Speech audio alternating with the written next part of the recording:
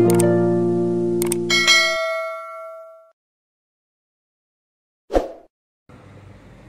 the Lord. परमेश्वर के नाम की महिमा हो। I greet you all in the name of our Lord and Savior Jesus Christ. हमारे उद्धारकर्ता प्रभु यीशु मसीह के नाम में आप सबका अभिवंदन करता हूँ।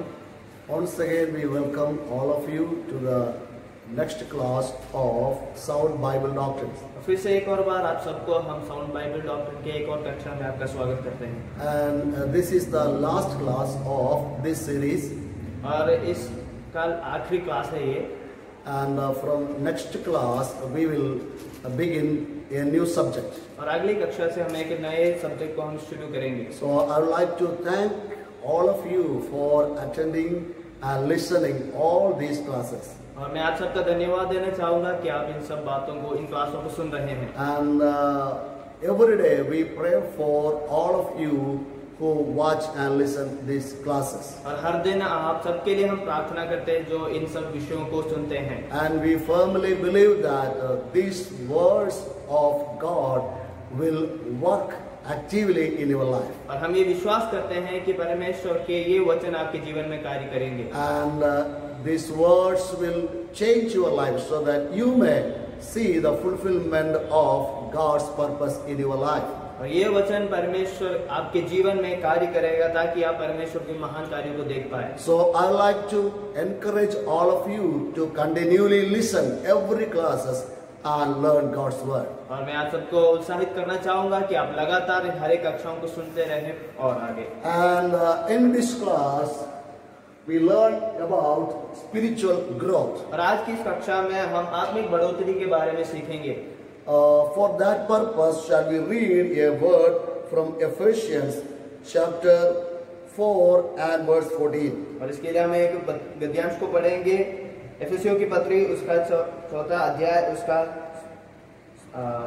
14 हम पढ़ेंगे। Ephesians chapter 4 verse 14. एफेसियों की पत्री 4 का 14।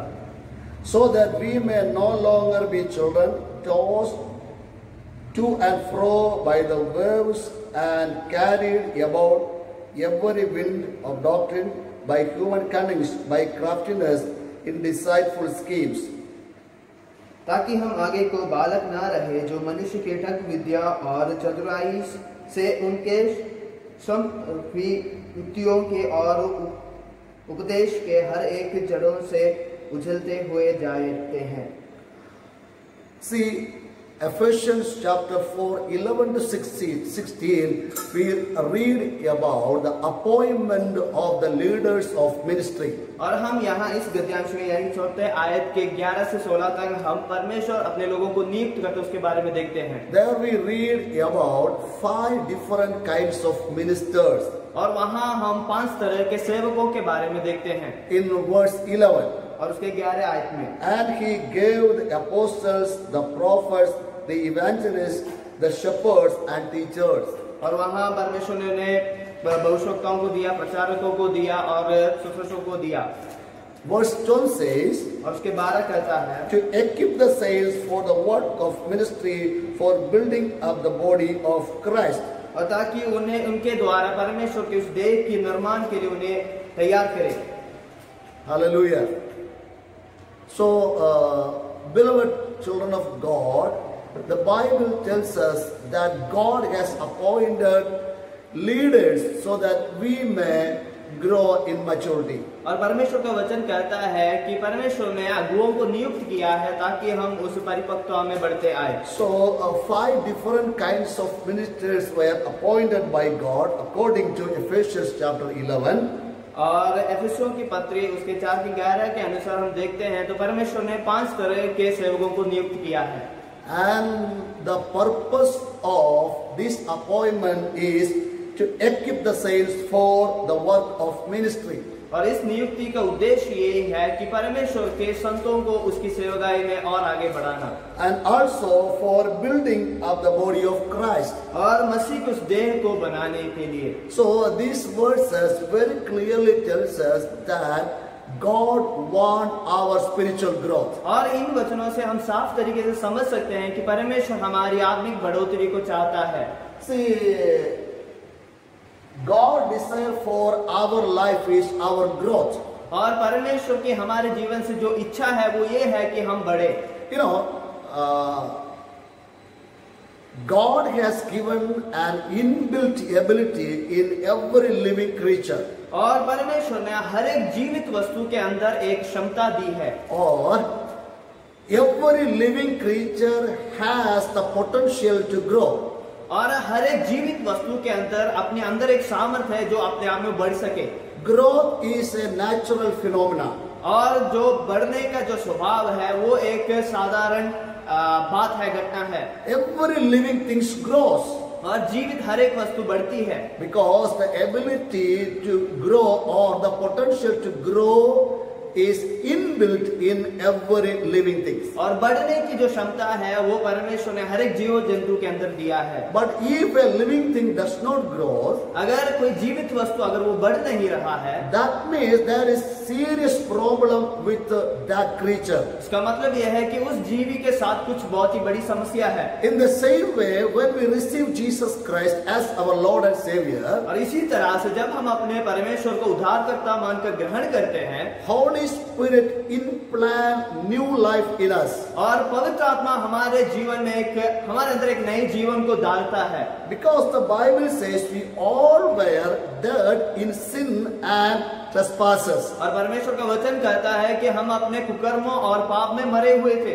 Every man being born after Adam were born in a status of spiritual separation from God.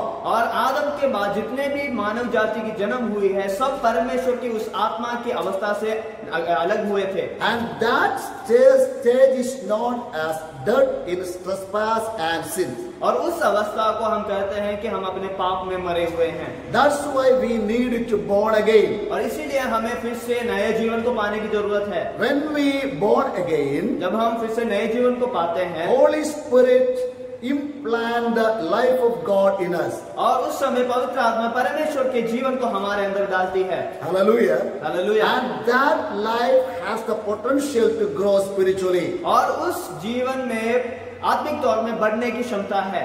So, every children of good God should have the desire to grow. और परमेश्वर के हर एक संतानों को बढ़ने की एक इच्छा जरूरी है। To grow in maturity in Christ and take responsibility.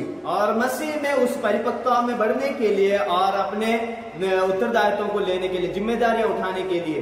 And another thing, spiritual growth is very much important. और आत्मिक बढ़ोतरी बहुत ही महत्वपूर्ण है। What is the importance of spiritual growth? और आत्मिक बढ़ोतरी की महत्व क्या है?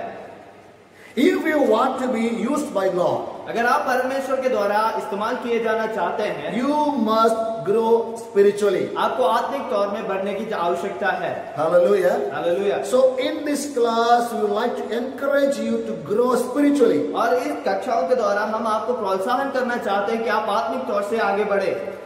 So here we will provide you some of the important things that you need to know and understand for spiritual growth. और यहाँ हम कुछ बातों को बताएंगे जो आपकी आत्मिक बढ़ाव के लिए जरूरी है।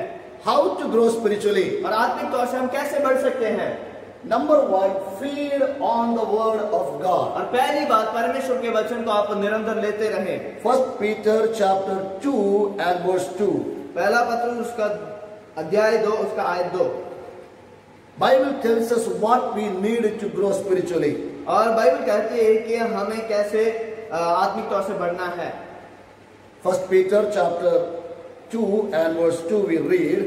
पहला पत्रुस उसका अध्याय 2 का आयत 2 में हम पढ़ते हैं, Like newborn infants, long for the pure spiritual milk, that by it you may grow up into salvation.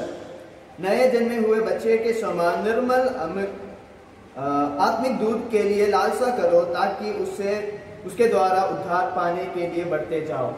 How much a newborn baby need milk, that much a believer need the word of God for spiritual growth. और एक नए जन्मे बच्चे को कितनी उसकी दूध की जरूरत होती है, इसी तरह परमेश्वर के वचन की जरूरत हम आत्मिक जीवन में हमें जरूरत है। When a baby feed with the pure milk, जब एक बच्चे को निर्मल दूध दिया जाता है, naturally that baby grows. और आमतौर से वो बच्चा बढ़ता है, And he will healthy also. और साधारण तौर से वो बहुत तंदुरुस्त भी हो जाता है। In the same way, if a child of God take the word of God for spiritual growth, और इसी तरह अगर परमेश्वर का एक बच्चा परमेश्वर के वचन को आत्मिक बढ़ोतरी के लिए इस्तेमाल करता है, he will also grow spiritually and will have a healthy spiritual life. और वो भी आत्मिक तौर पर बढ़ेगा और एक तंदुरुस्ती भरी एक आत्मिक जीवन उसकी होगी। And it will provide you spiritual stability and ability और वो आपकी आत्मिक स्थिरता और आपको एक काबिलियत देगी to discern the spiritual things. और परमेश्वर की उन आत्मिक कार्यों को समझने का। There are many things in this world try to deceive the children of God. और इस संसार में बहुत सारी ऐसी बातें हैं जो परमेश्वर के बच्चों को अपने लक्ष्य से फिरा देती है। But in order to discern all of these schemes of devil, schemes of the devil, you must know the word of God. और शैतान की हर एक चालाकियों को समझने के लिए परमेश्वर की वचन की जरूरत है। If you discern the schemes of devil, अगर आप इस शैतान की हर एक चालाकियों को समझते हैं, you will not be deceived. और आप कभी भी धोखा नहीं खाओगे। So you need the spiritual discernment. और आपको एक आत्मिक फर्क की जरूरत है। And the word of God gives you spiritual discernment.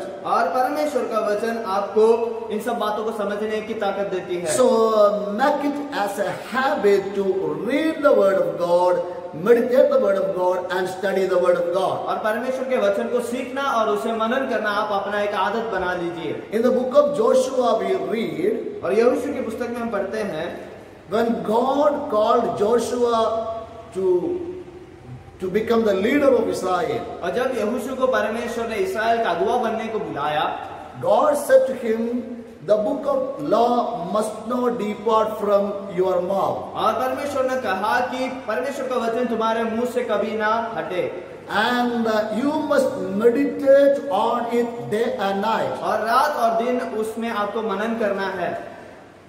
If you do so, अगर तुम ऐसे करते हो, you will become powerful और तुम सामर्थी बनोगे, and you become prosperous. और तुम सफलता पाओगे, Also, no one can stand against you in your lifetime. और तुम्हारे जीवन के समय में कोई भी तुम्हारे विरुद्ध खड़ा नहीं होगा। My beloved listeners, what make you powerful and different from others? जो मुझे सुनने वाले, आपको क्या ऐसी बात है जो आपको सामर्थी और दूसरों से अलग बनाती है? Your faith and your obedience to God's word. आपका विश्वास और आपका आज्ञाकारिता जो परमेश्वर के वचन के प्रति है। If you become a person of principles to stand firm in God's word, अगर आप परमेश्वर के वचन में स्थिर खड़े होने की निश्चय के साथ एक व्यक्ति हैं, you become immovable.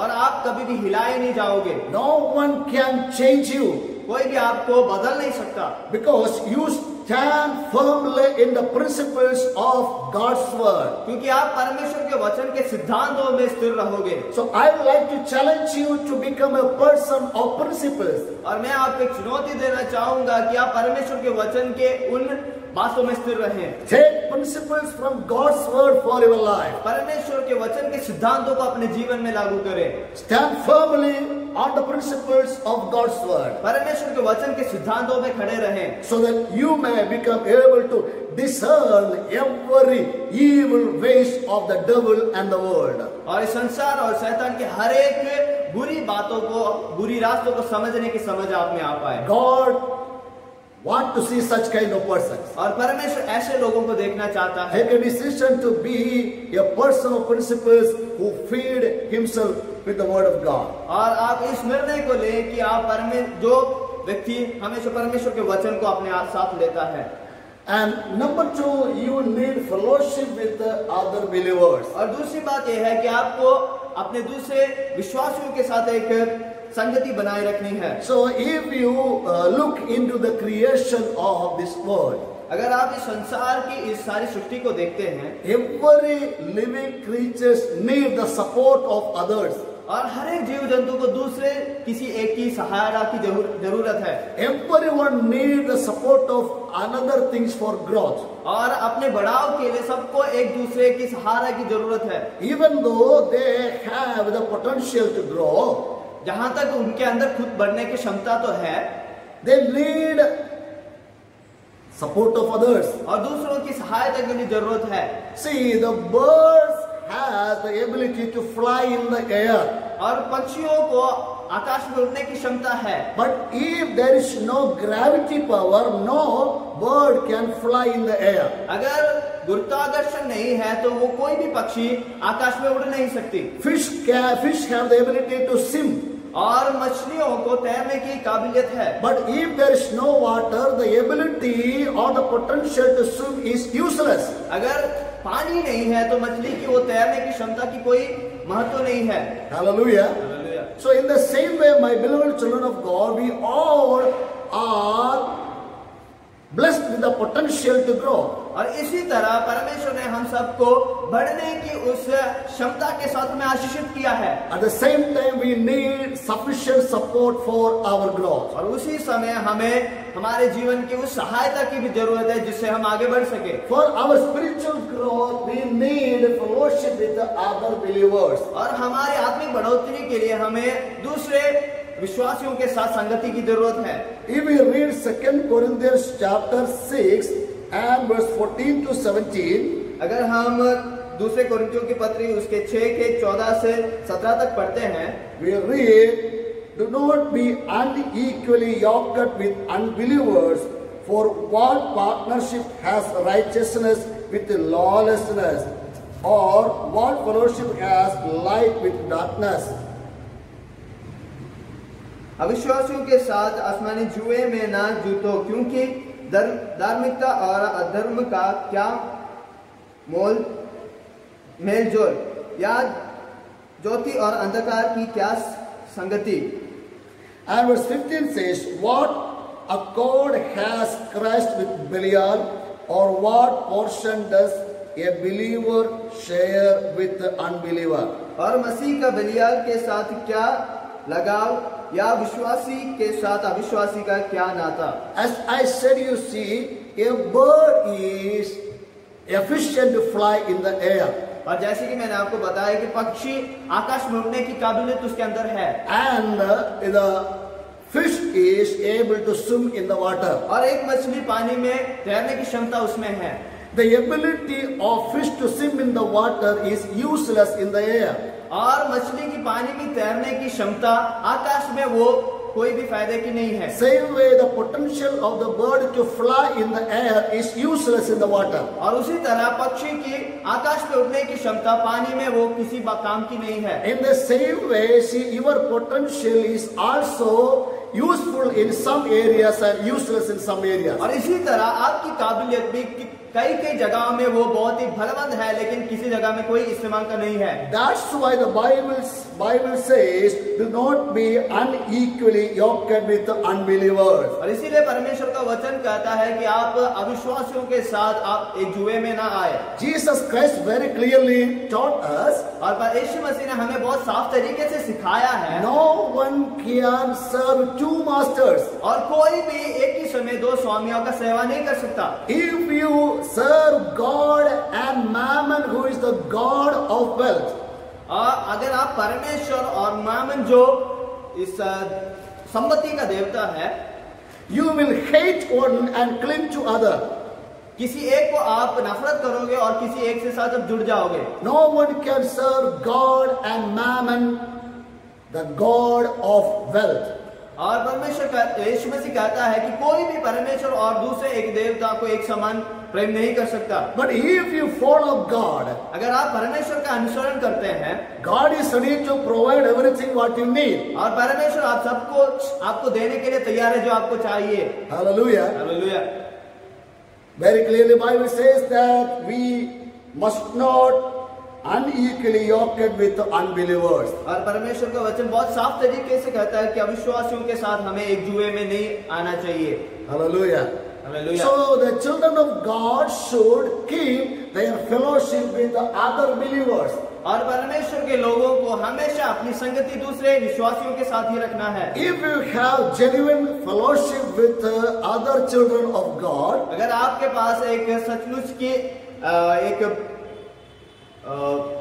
संगति दूसरे विश्वासियों के साथ है, this will help you to walk with the Lord. और ये परमेश्वर के संग चलने के लिए आपकी सहायता करेगा, Even in the midst of the times of trial and hardships. और बहुत ही कठिन समयों के बीच में भी परमेश्वर इन सब के सामने आपकी सहायता करेगा। Difficulties are natural in the life of every human being. और हर एक मनुष्य के जीवन में कठिनाइयां बहुत ही साधारण बात है, But the decision what you take in the midst of trials and difficulties are important. और उन दर्द तकलीफों के बीच में क्या निर्णय आप लेते हैं उसके ऊपर निर्धारित है। Every person pass through different kinds of struggles, difficulties and problems of life. और हर एक व्यक्ति अलग तरह की परेशानियां और तकलीफों से होकर गुजरता है। Sometimes you may have no direct responsibility or power to change that situations. आपके पास कभी कोई ऐसा मौका नहीं होगा कि आप उस अवस्था को बदल सके, But you can control yourself in every kinds of difficult situation. लेकिन हर एक उस मुसीबत की घड़ियों में आप अपने आप को काबू में रख सकते हैं। So, fellowship with the other believers will encourage you to walk with the Lord during the times of trials and hardships. और दूसरे विश्वासियों के साथ जो संगति आप बनाते हैं वो आपको उन कठिनाइयों के समय में भी परमेश्वर के साथ चलने के लिए सहायता करेगी। So, you must have fellowship with the local body of believers.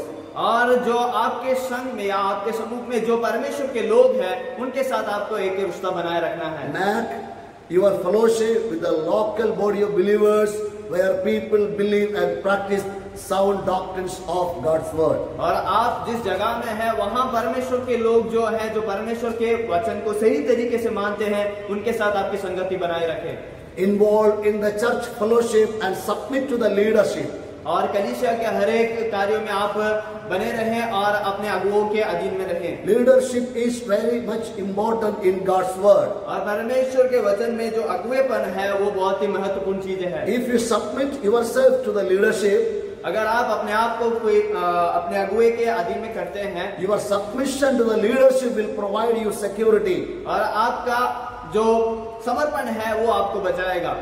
So, submission to the leadership is important. और आपको जो उस अगुवे के नीचे अपने आप को समर्पण करना है, It will provide you protection or covering. और आपको सुरक्षा प्रदान करेगा। And the third thing is prayer. और तीसरी बात है वो प्रार्थना है। For spiritual growth, prayer is very much important. और आत्मिक बढ़ोतरी के लिए प्रार्थना बहुत ही जरूरी बात है। Let's read few scriptures from the Bible. और हम वचन से कुछ बातों को पढ़ेंगे। First of all, the Gospel of Matthew chapter 21 and verse 22. और पहले मत्ती रचित सुसमाचार उसका 21 का 22। And whatever you ask in prayer, you will receive if you have faith. और जो कुछ तुम प्रार्थना में विश्वास से मांगोगे वह सब तुमको मिलेगा। This is what Jesus Christ taught his disciples concerning prayer. और प्रार्थना के बारे में यही जो बात है यीशु मसीह ने अपने शिष्यों को सिखाया है। So, Lord gave us the assurance to get answer of prayer. और परमेश्वर ने ये उन्हें विश्वास दिया है कि तुम प्रार्थना को उत्तर पाओगे। Jesus Christ said, whatever you ask in prayer, you will receive. और यीशु ने कहा कि जो कुछ तुम प्रार्थना में मांगोगे वो तुम्हें मिलेगा, If you have faith. अगर तुम्हारे पास विश्वास है। Hallelujah. Hallelujah. So, when you pass through the difficult situations and turmoils of life, और जब आप जीवन की कठिनाइयों से और आंधी तूफानों से जब आप सामना करते हैं, don't plan to run away from God. कभी भी ये ऐसा मत सोचे कि उसमें से मैं भाग जाऊंगा, But plan to come more close to God. और आप परमेश्वर के और करीब जाए And pray to God. और परमेश्वर प्रार्थना करें। When you pray to और God, जब आप प्रार्थना करेंगे, prayer will break the stronghold that Satan built around you. और परमेश्वर उन सब बातों को या प्रार्थना उन हर एक रुकावटों को तोड़ देगा जो शत्रु ने आपके चारों ओर बांधा हुआ है। And prayer will destroy the schemes of devil. और प्रार्थना शत्रु की हर एक योजनाओं को नाश कर देता है। When you pray, और जब आप प्रार्थना करते हैं, your enemy become weak. और आपका शत्रु उस समय में वो निर्बल हो जाता है। When you pray, और जब आप प्रार्थना करते the हैं, Spirit of God will shatter the schemes of enemy that formed against you.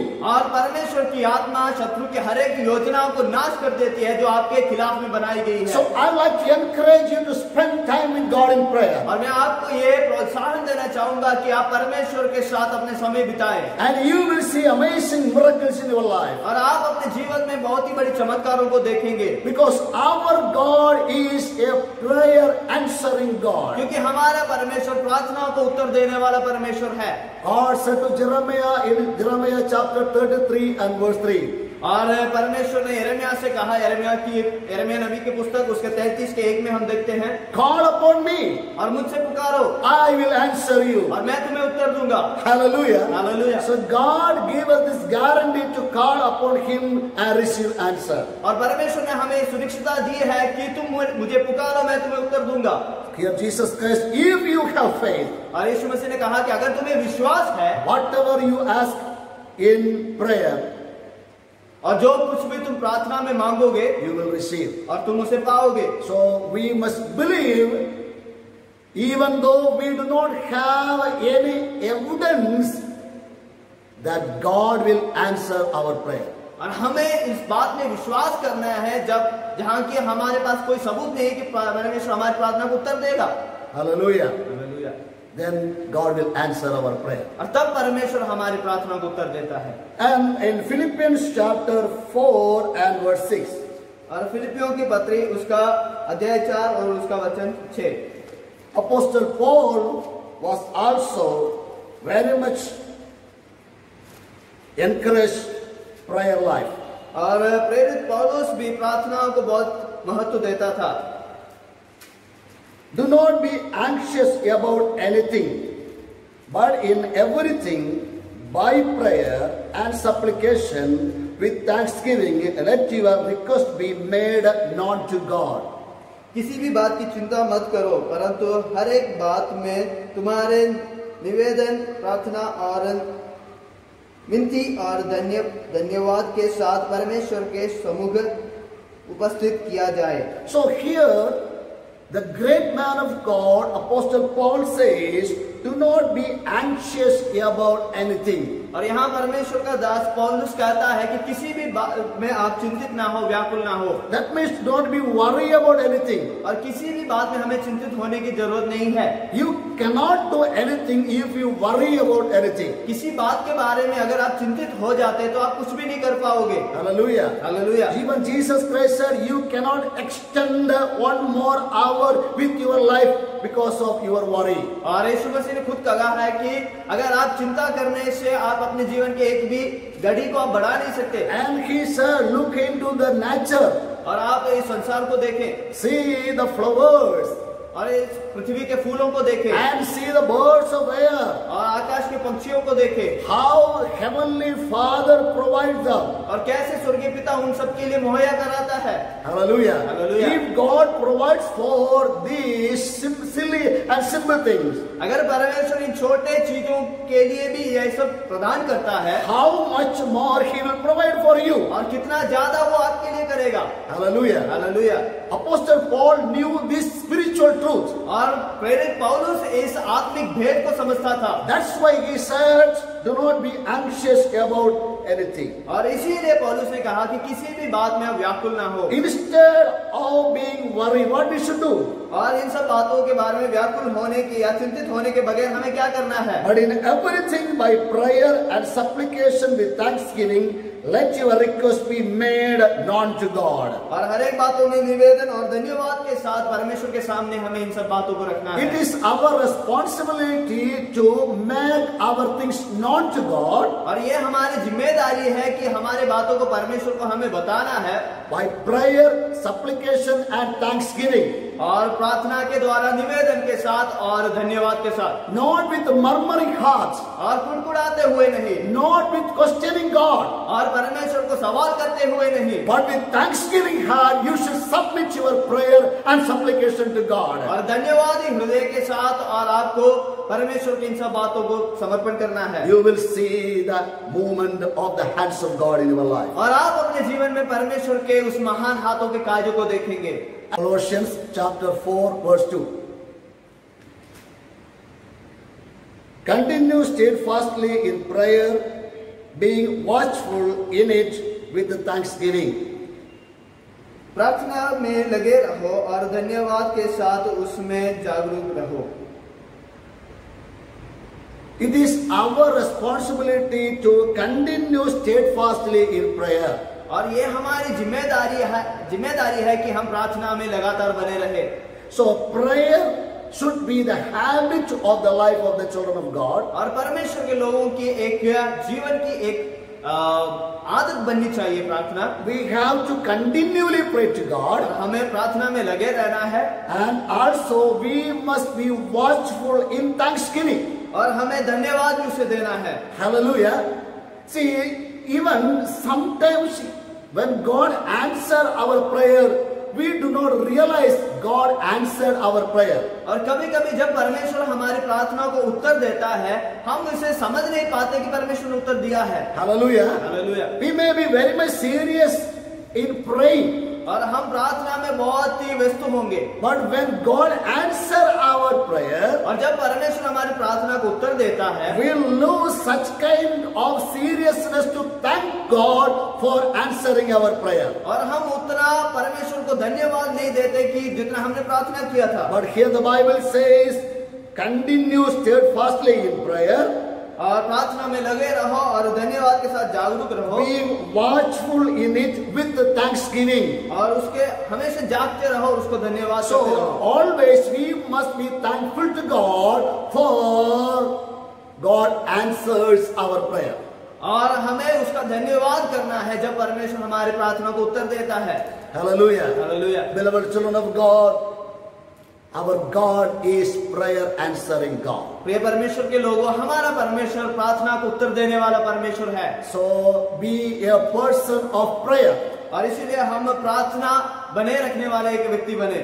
Praying people are the people who bring down the presence of God in their life. और प्रार्थना करने वाले व्यक्ति ऐसे हैं जो परमेश्वर के सामर्थ्य को नीचे ले आते हैं। I like to share a living example from the life of a man of God. और एक परमेश्वर के दास के जीवित कहानी को मैं बताना चाहूंगा। So there was a man of God went to preach the gospel in one of the village of Africa. और एक परमेश्वर का दास अफ्रीका के गांवों में प्रचार करने के लिए गया। And his name is Thomas Wireman.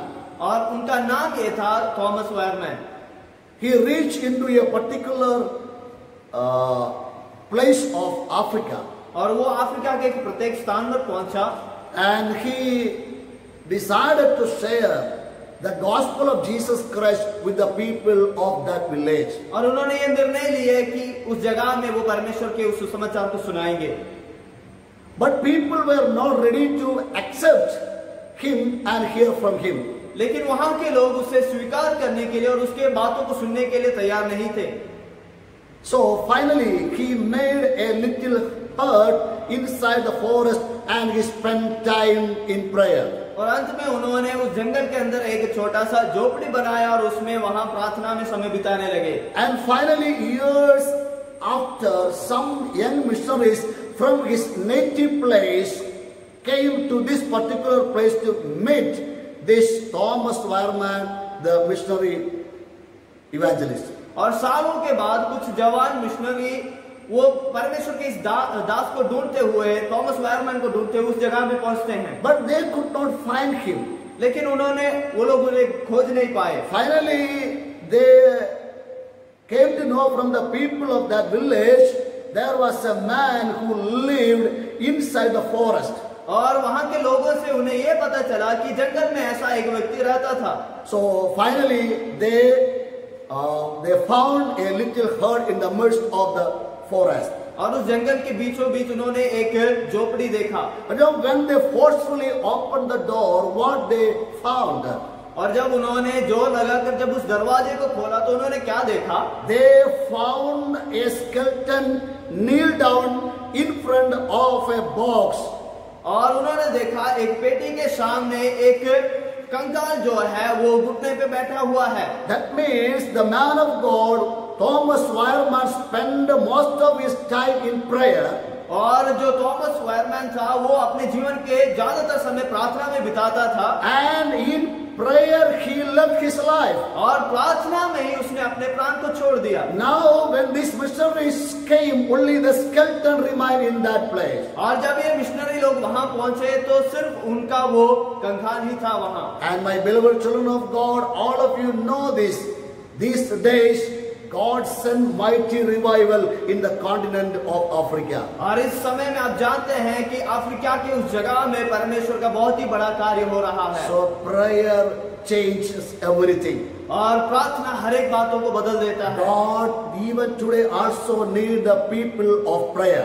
और आज भी परमेश्वर प्रार्थना करने वाले लोगों को चाहता है। Take a decision to pray every day in the presence of God. और आप इस बात का निर्णय लें कि हर दिन आप प्रार्थना करेंगे। If you pray to God, prayer sharpens your spiritual life and make it more sensitive. अगर आप प्रार्थना करते हैं तो परमेश्वर आपके आत्मिक जीवन को बहुत ही ज्यादा चमका देता है। And you will be aware about the need of others. और आप दूसरों की जरूरतों के बारे में समझ पाओगे। So be a person of prayer. और इसलिए आप प्रार्थना करने वाले व्यक्ति बने।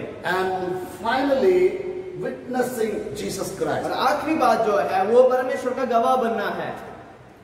If the book of Acts chapter 1 verse 8.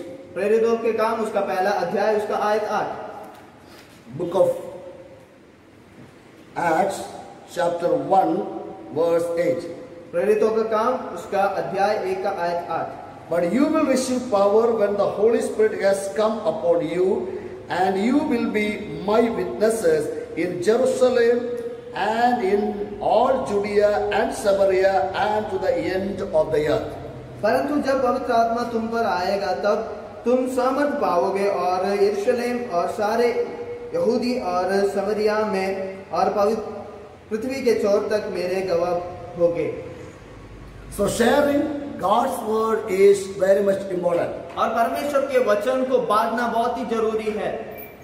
If we witness the gospel to others, अगर हम परमेश्वर के वचन को दूसरों के सामने देते हैं, that will help us to grow spiritually. और वो हमें अपने आत्मिक जीवन में बढ़ने की क्षमता देती है, सहायता करती है। And that will help others also to know Christ. और वो दूसरों को भी परमेश्वर के बारे में जानने की सहायता करती है। So every children of God should witness the gospel of Jesus Christ. और इसीलिए हर एक परमेश्वर के बच्चों को या परमेश्वर के लोगों को परमेश्वर का वचन का आपको बांटना जरूरी है। And finally, shall we read from the book of Acts chapter 4 verse 33. और अंत में हम प्रेरितों के काम उसके छोटे अध्याय के 33 को हम पढ़ेंगे। Book of Acts chapter 4 verse 33. प्रेरितों के काम अध्याय 4 उसका आयत 33। And with great power the apostles were giving their testimony to the resurrection of the Lord Jesus, and great grace was upon them all. प्रेरित बड़े सामर्थ्य से प्रभु यीशु के जी उठने की गवाही देते रहे और उन सब पर बड़ा अनुग्रह था। So all these disciples filled with the power of God and they witnessed Jesus Christ. और ये सभी शिष्य लोग परमेश्वर के आत्मा से भरे हुए थे और उन्होंने यीशु मसीह का गवाही दिया। As a result, a great number of the people accepted Jesus Christ as their Lord and Savior. और इसी कारण से एक बड़े संख्या में लोगों ने प्रभु यीशु मसीह को ग्रहण किया। So, my beloved listeners, और मैं मेरे प्रिय सुनने वालों, this is our responsibility to share the gospel of Jesus Christ to others. और यह हमारी जिम्मेदारी है कि हम परमेश्वर के सुसमाचार को दूसरों को सुनाएं। When we witness, जब हम गवाही देते हैं, we tell to others what God did in our life. और हम दूसरों को ये बताते हैं कि परमेश्वर ने मेरे जीवन में क्या किया है। And we say to others what God did in my life is able to do in your life also. और हम दूसरों से कहते हैं कि जो परमेश्वर ने मेरे जीवन में किया है वो आपके जीवन में करने के लिए भी सक्षम है। So I would like to encourage you to take a decision for spiritual growth. और मैं आपको आज ये अनुरोध करना चाहूंगा कि आप एक निर्णय लें कि आप आत्मा में आगे बढ़ेंगे। Because God cannot use the people those are not growing spiritually. और परमेश्वर ऐसे लोगों का इस्तेमाल नहीं कर सकता जो आत्मिक तौर पर आगे बढ़े नहीं हैं। Go through all these lessons and have determination to grow in Christ. और इन हर एक पाठों को आप देखिए और आपके अंदर एक इच्छा को रखें कि आप आत्मा में आगे बढ़ना चाहते हैं। Also, I would like to encourage you to share these classes for your friends, your relatives, so that they may also learn God's word and prepare for God's kingdom. और मैं आपको अनुरोध करना चाहूंगा कि आप इन कक्षाओं को दूसरों को भी दें ताकि वो भी परमेश्वर के वचनों को सीख पाएं। God bless you all. और परमेश्वर आप सबको आशीषित करें। Amen. आमीन।